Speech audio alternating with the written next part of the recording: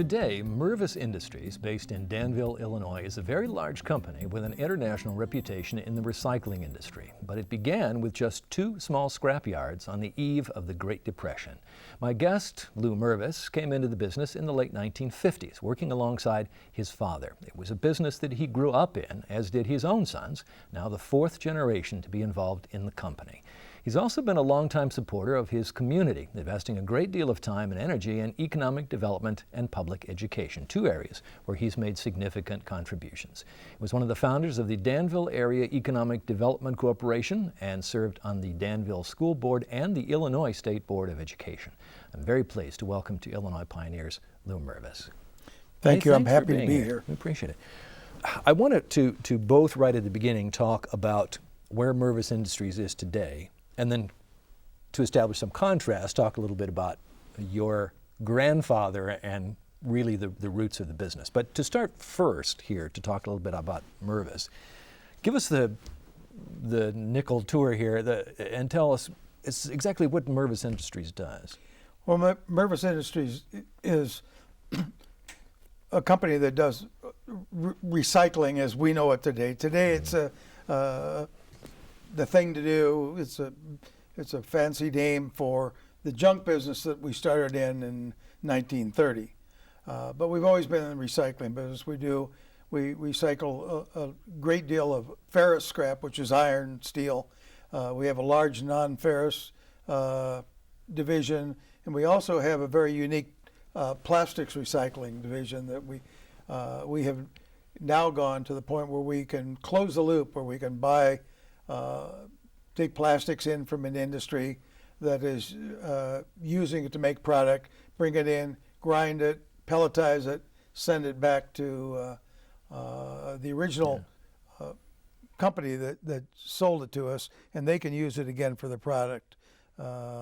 We've done that to a great extent with Wabash National Trailers, where most people don't know it, but there's a package that they make at the sides of the trailers, no longer wood. They're made out of steel, plastic, and steel, or steel, plastic, and aluminum. And they were that product that couldn't be used was going in the landfill. And so we've developed a system to recover all the different products and recycle them all.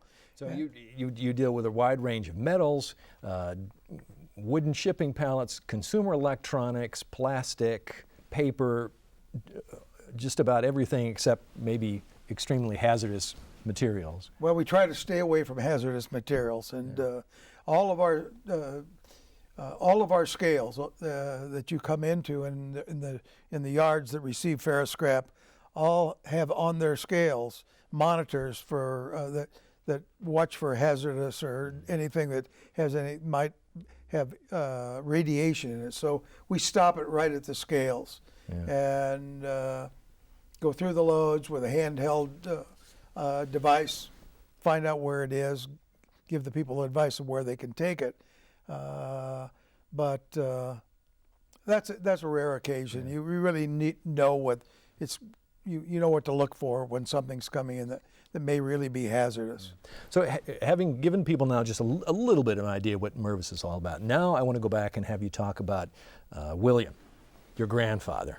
Well, my grandfather was a very interesting man. He never learned how to read or write English. He could write and read Hebrew, he could speak Yiddish, but he never learned to read or write English. And so for the early part of the years that after he came to the United States, he was itinerant peddler. And his sister was in Lafayette. He came there. He went to a little town, Petersburg, Indiana. Then he moved to Arcola and Tuscola and Momence. Even had a short stint in Chicago where he learned that he didn't want to be in the grocery business. Came back and went back to Petersburg. My dad unfortunately had to quit school when he was 14. My grandfather wasn't well at any time, and he went back to work and to support the family. He had 4 brothers. There was a young sister who unfortunately passed away, but he worked and basically was the founder of the business that we know today. Your dad. My this is father, Isidore. Okay. Isidore. But here, this is what I think is such a great part of the story is here your grandfather, he came to the U.S. from Lithuania, 1896. As you say, one of the things he did was he worked as an itinerant peddler, and what he would do is pick up things that somebody didn't want and then see if find somebody else who would pay money for them, in addition to doing a little scrap collecting. And what's fascinating to me is really that is recycling. I'm sure he didn't call it that. Nobody would call it that then, but that's really what this was. Absolutely. Recycling is not new. It's just a fancy name for what people call today recycling is the scrap business or the junk business, as the old timers know. Yeah. There was a big period of growth once you came back into the company, and I know you said that there were some times maybe your dad was a little hesitant. Were there times where there were struggles because you thought it would be good to move into a particular direction, and he said, no, I just don't think we should do that? Well, there were a number of times like that. He was a very strong person, and he'd worked very hard for the business he had built. He had been exempt from the Second World War because he was in an essential business. So he stayed and ran the scrapyard, and he worked night and day, 7 days a week, because that was very important to move materials back so that they could be recycled and then sent back in the war effort. Well, when I came back after the war, and the war had been over, it was 57. That push had stopped, and I knew that we had to grow. I've got a philosophy: either grow or die.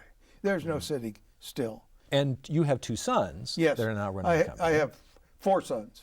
You have 4. You have 5 kids altogether. Right. 4 sons, 1 daughter, and 2 in business. 2 of them are right. in the business. Right. And the thing that I think is really is remarkable, first of all, that now you can say over 4 generations you've had this business.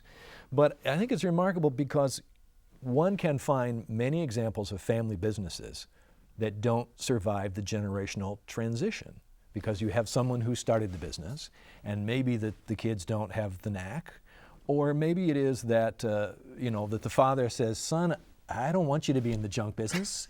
I want you to be a lawyer. I want you to be a doctor. I want you to don't do this. And so that gets broken up. Well, you nailed it.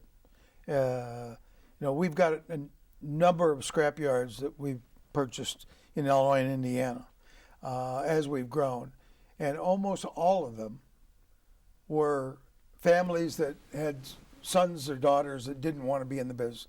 There's a great emphasis on education in the people in our faith.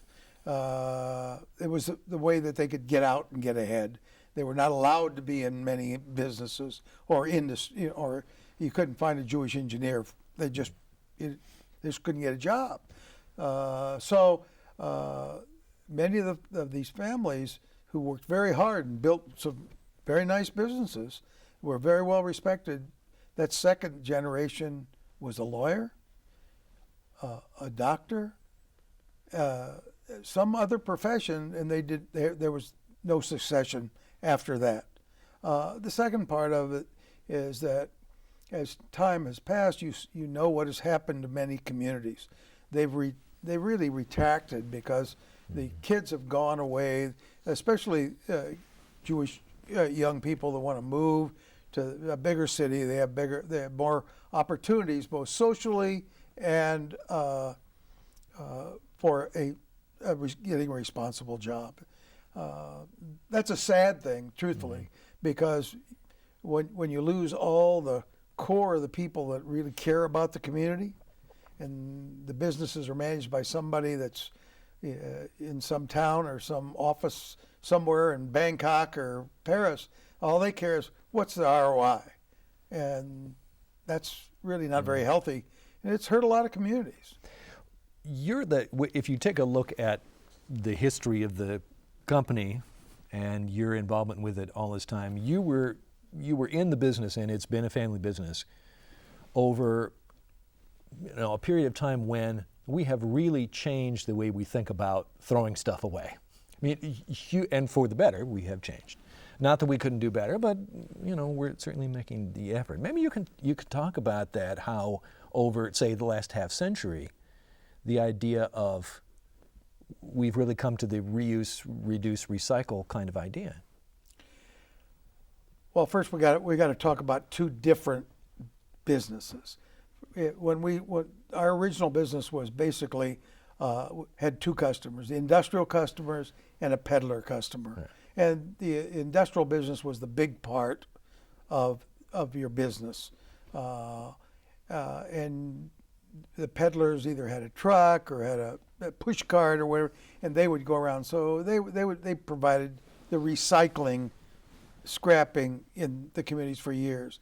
In the last 15, 20 years, maybe it's that the public's view of what's happening to our environment has changed dramatically, all for the good. Mm-hmm. And the government has had something to do with that, but there's also some great people who have, in the private sector, has come out and said, we've got to protect the earth. And of course, now it's all an exciting thing, but as you know, we've been doing the same thing for 80 years. But it is different today, and that's why we've built and are continuing to build new facilities to make it easier for the soccer mom or the person who wants to just make sure that he does everything he can in his home to come into our facility. You can go into the new facility that we just opened in Urbana, for instance, on 45. You don't even have to get out of your car. You can drive up or drive if the weather is inclement. You drive in and somebody will take if you're recycling aluminum cans or you've got plastic milk jugs, they'll take them out of the car for you, weigh them up, give you a ticket, and you walk in the office and you get paid for the item. Electronics, which by law you can't put in the landfill anymore, we will accept almost all of them. Now we can't take televisions, but I don't know what's going to happen because you can't put them in the landfill either. But it's just one of those programs that the government has never really thought about. Yeah. But we've been recycling electronics for a long time because we had the company who took care of Delco. It's Delphi now, but before they went bankrupt, it was Delco, and we did all the salvage work for Delphi. Electronics. And these are all car batteries. Yes, right. Car batteries. Yeah. And car batteries have been a problem for years and years. But nobody thought about it. So now you come into our facility and we'll take your battery and we'll pay you for it. Mm-hmm. But we put that in a cardboard box on a skid, and then we wrap it when that skid is full, and it goes to a battery recycler who is environmentally safe with his process. Yeah. So the business has changed, but that is just one phase of the business. We recycle between our yards about 50,000 tons of ferrous scrap a month. Small amount of that is tin cans and cardboard, but we respect the earth that we were left, and we've been doing that for years. And just adding another part of that is what we do. Yeah. Let me ask you about a couple of other things, different things, but things that I know to you are very important. You, as I mentioned, you were one of the founders of the Danville Area Economic Development Corporation, which is now called Vermilion Advantage, and I know you have said that you think maybe that's one of the most significant things that you've done. Over the time you've lived in Danville, this place has changed a lot. From a place that was very much an industrial town, a place where even semi-skilled people could get jobs. Well, that's not that way anymore. What do you think is the future of a community like Danville? Well, I think there could be a great future if the people pulled together. Now, there was 8 of us, and we sat in a room one day. At that time, it was still the Second National Bank. Now it's the First Midwest Bank, but there's, and we were trying to get, we saw nothing being accomplished. The Chamber of Commerce was fighting the city was fighting the county. No one could get along. They wouldn't talk to each other. We said, well, something's got to change. And so we devised an economic development corporation. And that would be 80% funded privately, 20% by government, and that we would hire our own executives. And that's how we would address the problem. We had plants where they were knocking out a wall and they were going to were getting ready to take the equipment out and move it to South Carolina. I mean, we had fights with the original fights, which were with the unions and management. It was pretty bad, and we had to make some changes. The old guard ran the Chamber of Commerce, and of course they were protecting, as usual, their own territory, whether it was with commercial or industrial or retail, and I felt that we had no business at that time in the retail. We wanted the support of the community. We certainly didn't want to get in the fight of, do we want a shopping center? Don't we want a shopping center? Is it going to be downtown? That wasn't going to bring one job. So we started and funded, and have from this day on funded the Economic Development Corporation. We've only had 2 directors, and our director's fabulous. Vicki Hogan has done so much for our community that I can't even mention everything that she's accomplished. Without her, our first director was someone who was very good in relations between union and management, and he did a good job. And after a couple of years, it was time to move on, and we hired his assistant. Vicki was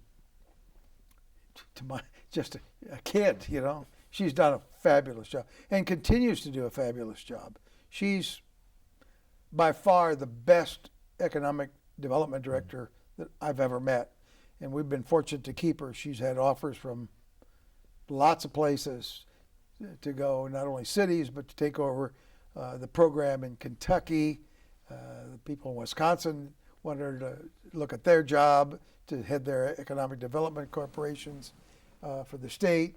She's been willing to stay and work. She's done so many things both for, because economic development is a lot more than trying to bring in a plant. Yeah. You've got to change the way we educate kids. We've got to get them to understand that not everybody's got to have a 4-year degree to make a decent living. So she wears a lot of hats, but that is probably the most important thing, one of the most important things that I'm proud that we accomplished. Well, do you think that the key really was getting all of the players to sit down all together and to talk about what's good for mostly what's good for the city, not just what's good for each of their individual interests? No question about it. And we had to change that. We had to change the way people ran the school board. We had to change how they were, who was going to be the group that looked at new industry. And you've probably seen a lot of small communities, and you know they put their head in the sand and they say, well, this is going to be, whatever's going to happen is going to happen. You can't do that, especially today in Illinois, when you're trying to bring somebody to put a plant in Illinois. You've got to be Houdini to do that with the laws that we have. I mean, it's really difficult. So and I know you were on the Danville School Board. You served on the Illinois State Board of Education. I know you and I think your wife both have been very strong supporters of the Danville Area Community College. Is it difficult to make the argument to other business people that having good schools is important to business? Not today, because of the efforts that we put in and the work that Vicki Hogan's done.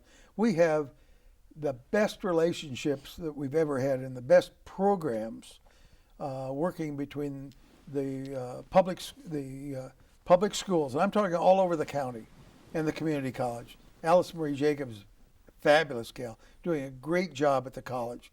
And any youngster that is in one of these high schools can take College Express and come into the college and get credit while they're still in high school, or they can go on the internet, which I know nothing about, by the way, and they can take a course and get credit. The cooperation between the Economic Development Corporation and the high school and the college in regard to reaching these young kids and trying to get them to be interested in working in one of our industries, making sure they understand that a strong back and a weak mind won't get you a job. That you've got to be prepared. We have a curriculum in the schools. We've got programs that these youngsters can work in while they're in high school. They can get fellowships at some of the businesses. So it's that I'm proud of. I think as I go around, and I'm also chairman of the Educational Task Force for Illinois Business Roundtable. Right. Everybody tells me, well, we're doing this, and I said, we already did that. We've done. So come down to Danville. We'll show you the program that works. And so there's great cooperation today, and it all starts with good people and good leadership at the schools. So when you talk to the business leaders, they're our customers, and when they can't find anybody that can do the jobs that they need, they understand that they've got to have to do something about our educational system. Now, to be very truthful, you got to have your head pretty far in the sand today. If you read I don't know how many people read papers, but thank God they do watch some television. And, it's obvious that we have to do something about our public schools. Mm-hmm. I have heard people say, and maybe this is unfair, people say about Danville that the jobs are there. It's maybe not so much a matter of the jobs are there, but the available people don't have the skills that are needed for the jobs that are available. Do you think that that's true? I know that's true. That's why we're working so hard with the cooperation of the college to bring these people through the high school and retrain them at the college, because to make them capable of doing the job. I mean, anybody who wants to walk into a crop plant today, all that's high tech. You have to know how to run a computer. You've got to know how to program a CNC machine. You're not just going to walk in and get a job that you can raise a family on because all you can do is sweep the floor. Yeah. Now, there's a problem all over, and I don't think it's just in Danville. That we've got what I call structural unemployment, where we've had a lot of people over the years that have seen Dad and Grandpa not go to work every day and don't understand that it's necessary not only to go to work, but to be there on time and be there every day. I mean, I think scary is the right word, that we have maybe a part of a generation that says, you owe me, I'm entitled. And that's not a political statement, that's a fact. And so we've got to look at it and say, okay, we've got to change attitudes. That's not easy. And can you, just one other thing, because I've seen you in interviews talking about how you like to do business and about how important honesty and integrity is, and about how you like to be able to do business on a handshake. Can today, in 2013, can a person still do business that way? Unfortunately, no. We're so many. If we could close half the law, and I've got 2 daughter-in-laws that are lawyers and a son who went to law school, hated it. I mean, he hated practicing, and he's now president of the company. Everything is, you got to have a contract, and you got to have you've got to have 3 lawyers, and it's got to pass muster, and it's got to go to headquarters. It's a sad thing, because for years my biggest customer was a man I never met. Never met. I used to buy thousands of tons plate scrap from him. Picked him up. He had plants in Carlinville in Flora, Illinois. Sorry. And one day I get a call from him. I never met the man in my life, and he said, "I want you to come to St. Louis." You know, I wasn't your biggest customer. You never met him, and all we had was paperwork, a phone call, and then we sent an order in the mail, and they'd send it, sign it, send it back. I went to him, and they said, "You got to find Mr. Kranzer at this restaurant." And I walked in, and you couldn't see anything. I walked in, I said, "You know, I'm supposed to meet Mr. Kranzer here." And he, "Oh yeah." I walk over his table. He said, "I want you to give $500 to the Variety Club of St. Louis." And I said, "No problem." That was a big deal, you know. We were doing, I probably millions of dollars a year that I was paying his company, and he could have sold it to anybody else that he wanted. But that was it. We did it on a handshake. Our word was always good, and in the vast majority of the industry, the word was good. But today, what has changed is we went from an individual business where I could come to you and talk, and we could make a deal. Today, all of these are except ours. We're one of the few that are not that haven't been bought by a big corporation, and they started to put them in conglomerates. That failed, but basically they're corporately owned. Maybe the steel mills own them, or maybe somebody who just doesn't have a steel mill but has put together a lot of scrap yards. We're one of the few independents that are left, but that's probably one of the most disheartening part of the business. I used to make a phone call, we'd agree, the material would come, it'd be what it was supposed to be. If it wasn't, you'd call the man, there'd be an arrangement, and he would, okay, there was a mistake, we'll take care of it. Today, it's a whole new world, and it is not nearly as much fun as it was when I was doing it, to now where my oldest son, Adam, is doing most of the marketing work. We're going to have to stop. I've kept you too long. Thanks very much, Lou. My pleasure. Thank you. I appreciate being here. And we want to say to all of you, thank you very much for joining us, and we hope that you will tune in again next time for another edition of Illinois Pioneers.